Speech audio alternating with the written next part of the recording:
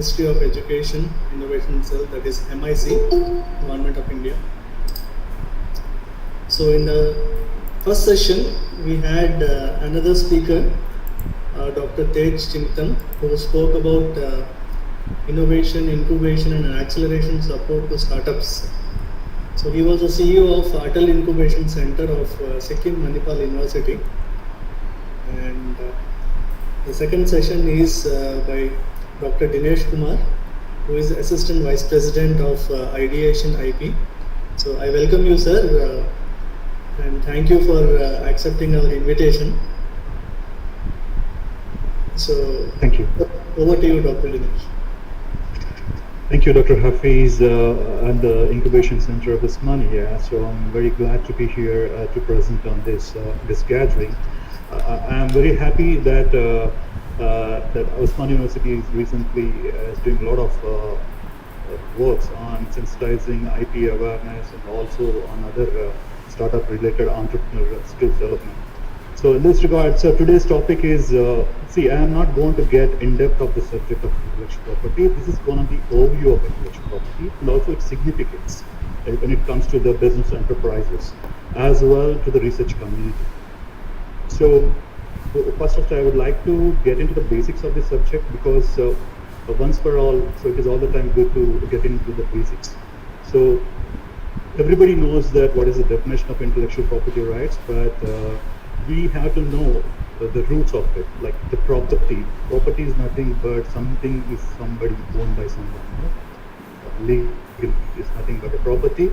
And if we continue to that, so these properties of various types, like tangible property and intangible property. So I think I can start my presentation here by showing the slides.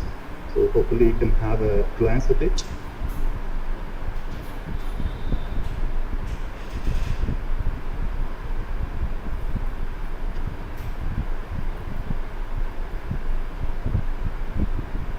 I guess it's visible. You can click on present now. Yes, I've just made it available. Hope, is it visible to you? Not yet. Okay.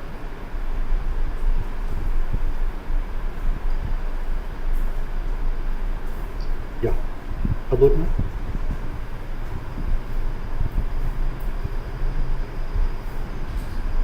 Not yet. Please try once again. Yeah.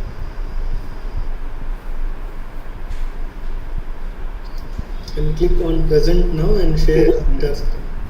Yeah, now it works. Okay, great. Right, as I was telling you, the property definition at the grassroots level, so property is nothing but something that is owned by someone. By legal means, the property, and this property is of two types. One, you can say that mobile property, another one is immobile property. So mobile property can be, it could be mobile from one place to another place, like the examples you can take: currency, the metals, the precious ornaments, whatever it is that is having some kind of value, that could be comes under the mobile property. And under the immobile property, you can say that these kind of flats, the land, and also kind of everything, whatever that cannot be moved from one place to another place, that comes under immobile property. These two properties, we feel it by physical appearance or physical existence. That's what we call it as tangible property. And this tangible property, you know that this is a very older concept. I can say that it's an earlier concept. So it is fetching a maximum value earlier days and also solely responsible for individual growth. So this is the tangible property. And now the recent scenario, we are getting into the second important aspect, which is called intangible property, also called intangible assets. So this property, you cannot feel it by physical appearance or physical existence. That's what we call intangible. So you cannot feel it by touch. So basically, whatever that you can't feel it by touch, it comes into intangible. So this is acquiring a lot of importance these days, and also it is not only responsible for the individual growth, it is also useful for the industrial, economical, and cultural growth, as well as it contribute to the economic development of the country. And this property is almost similar in terms of the real forms of the property. Like as I was telling you earlier slide, like precious ornaments or currency, cash, land. It is almost similar to the intellectual property. I mean to say this property. So this is actually the present concept, and everybody, these days is giving much more importance to the intellectual property. So I want to talk the definition that has been given by WIPO, World Intellectual Property Organization. So this is a single window umbrella worldwide because India is also one of the member country. So according to the definition given by WIPO, this refers to the creations of the mind, such as inventions, literary and artistic works and designs. So these are all the ones which could be useful for the commerce, and also you could be able to commercially exploit it, so that the creator, the innovator, the inventor, anybody can get some kind of commercial output out of it. So that is what actually important. This is the basic definition that's been given by the WIPO. And if you can see, this is like a creation of a human intellect, and this is not having a kind of limitations. So you can keep on generating the ideas. There is no limit for your ideas. So we can call it, is also called infinite renewable resource. So it is not like non-renewable. So the moment once if you are getting idea, you're not going to restrict with only one idea, right? So definitely you will be thinking of next solution or the next problem wherever it is existing, and you can think of some creative idea. So here there is no requisite of putting your money as a capital. Your knowledge is itself a capital. So that's what we call it as knowledge capitalist. So your knowledge is itself an investment. So there is no need of putting money for creating some intellectual property. So your knowledge is an investment. So this is mostly used based economy. I can say that most of the countries, the developed countries and the developing countries, they are taking it as a very important pivotal point for measuring the successful growth. I can say that why India is still developing, why the other countries like US, Europe, they're all called developed nations. Because though we are having the enormous intellectual caliber in terms of brilliancy and also developing a lot of ideas, but we are very weak at protecting these ideas. That is where actually we are lagging, and that's where still we are being denoted as developing country or developing nation. But whereas in other countries like US and Europe, what they do is the moment they conceive an idea, they will try to protect by means of a complete IP protection. Then only they will enter into the market. Or even I can say that not only the businessmen or entrepreneurs, even the research, the scientific research community, the professors, faculty, or the students, they will try to file for a patent or some other IP comp for the innovations what they are conceiving, and then later they will try to see that it could be commercially viable or not. So that's why they are contributing to their economical development. I can say that the moment once they are protecting it, they will enter into other countries. After entering another country, we will be purchasing their product and we will be contributing to their economic development. But here, the scenario is here, since we don't have much of the awareness, and say that on intellectual property, so they are losing a lot of resource in terms of money or income. So this is very important. So to make sure that India is going to be into completely developed nation, IP plays an important role. So which is actually contributing knowledge-based learning. So this is also a key component for success in any business. Without IP, if you are entering into the business, definitely it is going to fetch you null effect. I can say that. And so you have to give much more importance when it comes to the business point of view. And also, when you are innovating a kind of potential research outcome, so this is also very important. So I'm saying it is not only useful to the business, but as well to the scientific and research community, because it is after all the hard work, the time, and the money they are investing in their labs that is more crucial to protect their innovations. So this is also called, nowadays is called a new wealth of nations, along with the natural resources, whatever the country is blessed with. So our city, the population of India is more. So I'm sure that the brilliancy levels of each and every individual is also more. So when you are going to reap the benefits of it, so it's going to be a new wealth of nations in terms of intellectual property. Yeah. So everybody thinks that intellectual property is a very recent concept and it has been existing for the last 50 or 100 years. But no, nothing like that. So it has been conceived in the 15th century itself. Venice is the first country which has introduced it in 1474, because Venice is an important the center for science, trade, and commerce. So during that time, the Venetian government, they thought that there is a necessity for establishing IP regime so as to protect the interests of the innovators, because the innovators, it cannot be, need not be like educated individuals. It can be anybody, like even a grassroots innovators without having any knowledge in English or in his local language or scientific knowledge. He can also be inventor. So to protect the interest of all the innovators, the Venetian country, so they have introduced this law. And later, some other countries like England, France, USA, Germany, they followed it. And in India, we have got this established in 1888 itself by the British government, then British. And later, there are a lot of international efforts that have been taken care. Like I can say the Paris Convention Treaty, so which is actually for the protection of IP. So these are all the international efforts. When I'm talking about the international efforts, that comes directly under the WIPO, World Intellectual Property Organization. So World Intellectual Property Organization, as I told you, it is a single umbrella under which all the countries can be the members, so that one country to other countries they can benefit. Like sitting in India, you can file a patent in other countries also. There is no need for you to go to other country and file your patent or any other IP components. So that is the facility that we have. So these are all the major international efforts. Berne Convention talks about the copyrights, and on these things, these trademarks, the patents, copyrights, we are going to talk in depth of that in the coming slides. So please don't get confused. I'm sure that most of you are aware, but still, it's all the time good to refresh the knowledge of people who are already aware. Yeah, let's get into the intellectual property rights. As we have seen the definition of intellectual property rights. Now these intellectual property rights will be classified into two types. One is industrial property rights, another is copyrights.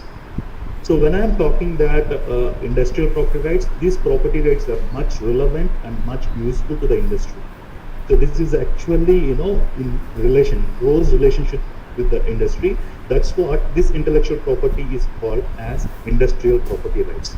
As I was telling you, two things. One is industrial property rights, copyrights. Don't ever mix these two, because these are separate things. Industrial property rights, as I'm telling you, this is actually relating to the industry.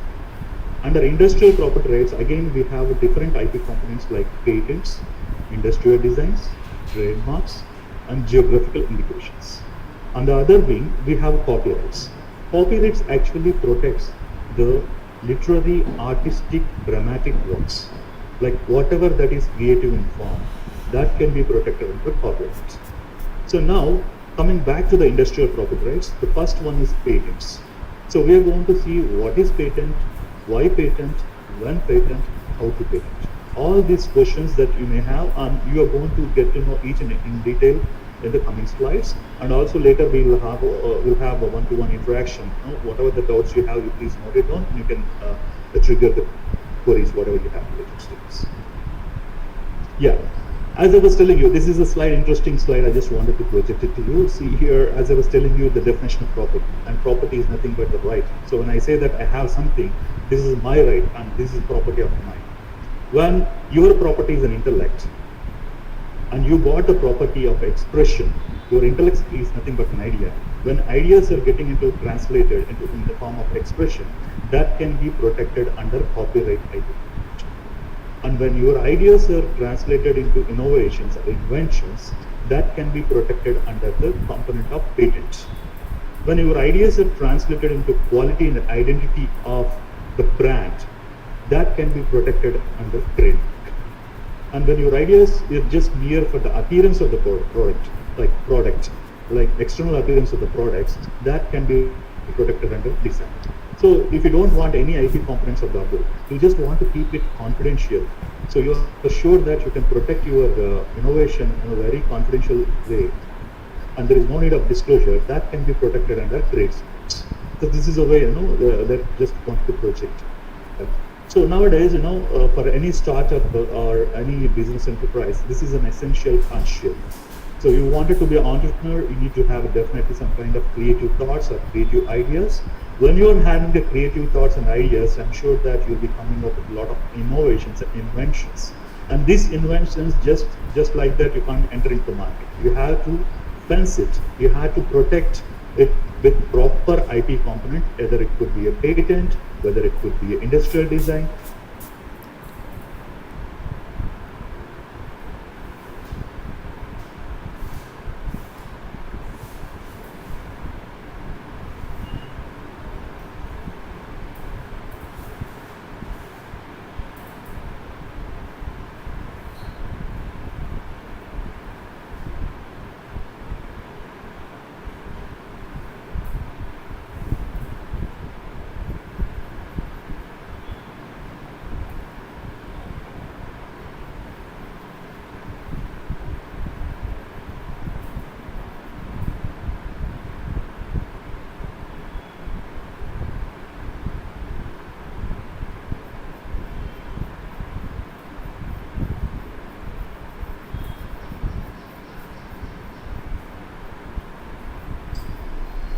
Dr. Dinesh, we cannot hear you.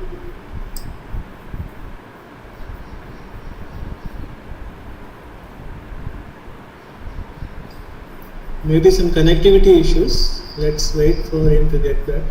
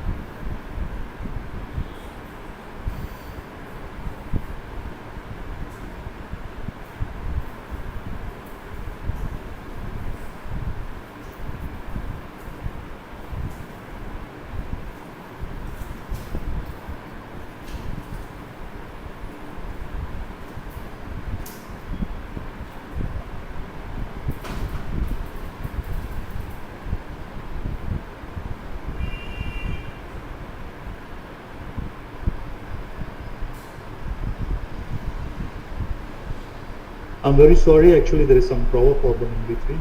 I guess, sorry for the interruption. I'm just putting the slide back again.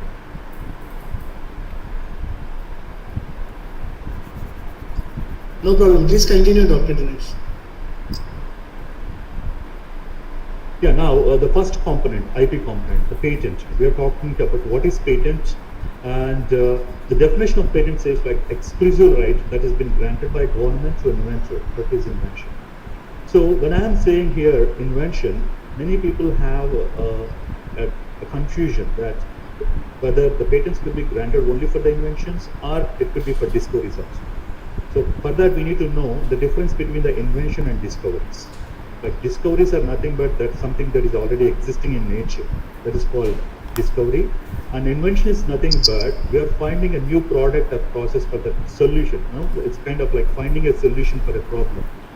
So a technical solution. That's nothing but an invention. So just to give an example, so everybody knows that telescope is an invention, and this is being invented by a Dutch glassmaker, Hans Lippershey, his name is. He took a tube and then he added either side of the tube, like concave and convex lenses. And by using this invention, telescope, humans, to be precise, I can say that Galileo Galilei is able to see that like there is a kind of, he will be able to look far into the moon and say that there are mountains in the moon. Mountains in the moon are already existing. So those are called discovery. And here the invention is nothing but a telescope. So Galileo Galilei, I can say that he didn't invent a telescope. He is just a user. He used a telescope to discover there are mountains in the moon. So that is. So just like the inventions will be leading to the discoveries, the same way discoveries sometimes will be leading to inventions. Everybody knows that Benjamin Franklin is a famous physicist, also a kind of a person as an ardent inventor. What he has done is he observed there are electrical effects on the lightning during the thunderstorms. Just by observing the lightning effects of that thunderstorms, he is able to invent a lightning rod. So that lightning rod is in place in buildings, like it will make the buildings very safer during thunderstorms. So even now this is being used, like if you can see, for earthing purpose, a lightning rod is being fixed on the buildings on aerial surfaces. So that is much important. So since from the time immemorial, I can say that humans everywhere being inventing. So it is just like us, we may not be whatever around this is invented by someone in the past. Think of the alphabets that we are communicating, the pen, the ink, the paper, the clothes we are wearing, the chairs we are sitting. All these are all the inventions, and there is a human and there is a human brain behind of each one of those things. We have to get that. So the patents are granted only for inventions, but not for the discoveries. That's true. So this is actually a kind of certificate that's been given by government as an exclusive right in exchange of disclosure of the working of the invention. For what reason the government will be giving this certificate is, so you have to disclose the complete working nature of the invention. Only then they will be giving a certification to you, and this certification is valid for a period of 20 years. So you will be the monopoly. I can say that you could be able to exploit it commercially by making it, using it, selling it. You can do anything, whatever you want. You are the authorized owner exclusively for a period of 20 years. So that is a definition of patent. So now this patent system is actually a balancing act, and this patent protection is extremely given to the inventor. It can also call as applicant, or sometimes we can call also as assignee. And this is like why the patent system is most useful means it is also in terms of the public interest. For example, if I am keeping the invention, the working nature of the invention only with me, it will just be confined only with me. I cannot able to give it to others. So you cannot develop the next level. So when you are filing it, the patent office will be making it available. Like, this is the technology that's been developed till now.